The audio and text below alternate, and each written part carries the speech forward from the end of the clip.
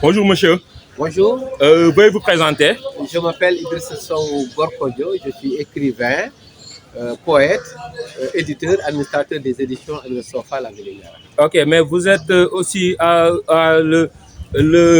initiateur d'un projet qu'on appelle le Biblio-Vélo Oui. à Kolda. Oui. Maintenant, vous êtes aussi vous êtes maintenant au niveau de la rentrée littéraire. Oui. Maintenant, qu'est-ce qu'une rentrée littéraire? Alors, une rentrée littéraire, comme son nom l'indique, c'est une très grande rencontre nationale lors de laquelle les acteurs de la chaîne du livre, les auteurs, les écrivains, les éditeurs, les distributeurs, les libraires, bref, tous les acteurs de la chaîne du livre sous l'égide de l'Association sénégalaise des éditeurs, que préside aujourd'hui Madame Aminata Sy, se retrouvent pour dire que nous ouvrons la rentrée littéraire au Sénégal. Donc, toutes les nouvelles parutions sont présentées. Les autorités viennent pour présider justement cette grande rencontre littéraire pour dire que l'édition se porte bien et on peut aller maintenant vers ce qu'on appelle la souveraineté littéraire et la souveraineté éditoriale. Maintenant, c'est la première édition. C'est la première édition.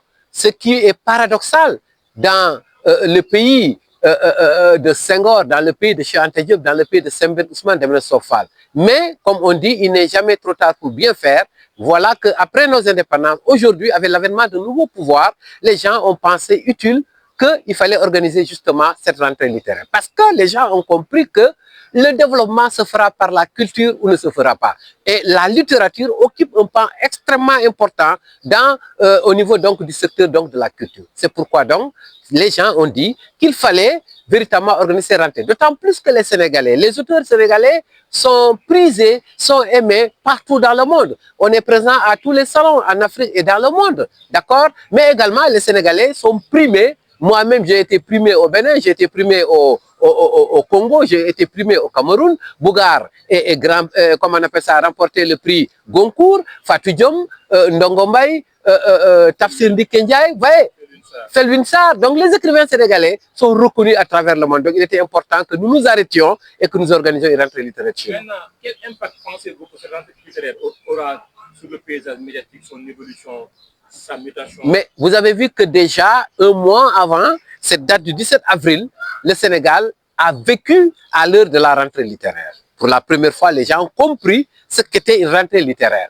Et aujourd'hui, vous voyez, tous ceux-là qui étaient présents aujourd'hui, les autorités déjà que nous saluons, le ministre secrétaire d'État Bakary Sarr était là pour présider justement cette cérémonie-là. Donc, tout le monde au niveau du Sénégal aujourd'hui a compris que la littérature, comme j'ai dit tout à l'heure, occupe une place importante parce que la littérature divertit, la littérature informe, la littérature également forme. Les grands pays sont nés parce que tout simplement, ils ont mis en avant leur littérature. Maintenant, en une minute, est-ce que vous pouvez nous faire une synthèse du panel auquel vous avez participé? Oui, le panel auquel nous avons assisté s'intitule La souveraineté éditoriale, qui intègre justement ce qu'on appelle la souveraineté littéraire, mais également la souveraineté nationale. D'accord? Le Premier ministre l'a dit. La souveraineté nationale, elle est fondamentale. Qu'est-ce que la souveraineté? C'est justement quand un pays est capable de se suffire à lui-même. C'est-à-dire produire de manière à couvrir le marché, mais de manière justement à exporter. Je crois que cela est extrêmement important.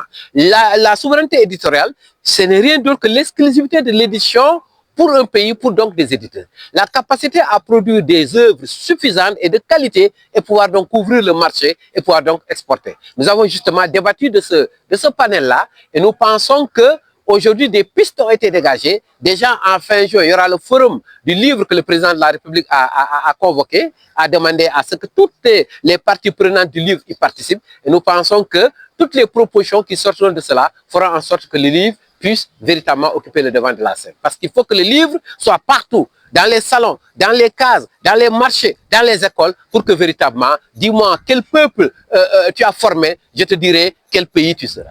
Ok, mais M. Gorkodjo, donc à l'année prochaine pour la deuxième édition de la rentrée. Oui, la deuxième édition, et c'est le lieu, à mon avis, de saluer toutes les initiatives qui sont organisées pour booster le livre. Moi, je viens de Kolda, où nous déroulons un projet novateur qu'on appelle Biblio-Vélo.